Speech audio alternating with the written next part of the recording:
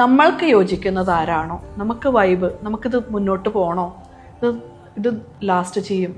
കാരണം അങ്ങനത്തെ ഒരു വ്യക്തി വരുന്നേ, അങ്ങനെ ഒരു വ്യക്തിയേ ഉള്ളൂ വേൾഡിലുണ്ട്. പക്ഷെ നമ്മൾ അതിൽ പോലും കാത്തു നിൽക്കാണ്ട് അയ്യോ എൻ്റെ ചേച്ചിയുടെ കല്യാണം കഴിഞ്ഞു, അപ്പോൾ എനിക്ക് കല്യാണം കഴിക്കണം, എൻ്റെ കൂട്ടുകാരിയുടെ കല്യാണം കഴിഞ്ഞു, അങ്ങനെ ആരുടെയെങ്കിലും കല്യാണം കഴിഞ്ഞതുകൊണ്ടോ, എനിക്കൊരു പങ്കാളി വേണമെന്നുള്ളത് കൊണ്ടോ, അല്ലെങ്കിൽ ഒരു എന്താ പറയുക ആരെങ്കിലൊക്കെ പറഞ്ഞു, വീട്ടുകാർ പറയണു കല്യാണത്തിന് നിർബന്ധിക്കണം, നാട്ടുകാർ പറയണു കല്യാണത്തിന്, ഇതിനൊന്നും വേണ്ടി കല്യാണം കഴിക്കാൻ പാടില്ല.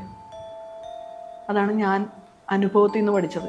നമ്മൾ എപ്പോഴും നമ്മൾക്ക് സമയമായാൽ നമുക്ക് ചേരുന്ന സെയിം വൈബായിട്ട് ഒരാളാണെന്ന് എല്ലാ അർത്ഥത്തിലും തോന്നിയാൽ സമയമെടുത്ത് ചിന്തിച്ച് തന്നെയാണ് വിവാഹം എന്ന് പറയുന്ന പ്രോസസ്സിലേക്ക് കടക്കണമെങ്കിൽ. കാരണം ഇറ്റ്സ് നോട്ട് ഈസി ടു എന്താ പറയുക, ഈ ഡിവോഴ്സിലേക്കൊക്കെ പോകാന്ന് പറയുന്ന കാര്യങ്ങൾ ഭയങ്കര ഒരുപാട് കുറേ കാലം കഴിഞ്ഞുള്ള ആളുകളുടെ കഥയല്ല പറയുന്നത്.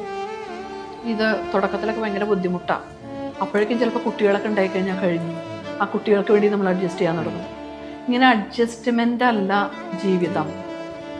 നമ്മൾ ഹാപ്പി ആയിരിക്കണം, രണ്ടുപേരും ഹാപ്പി ആയിരിക്കണം.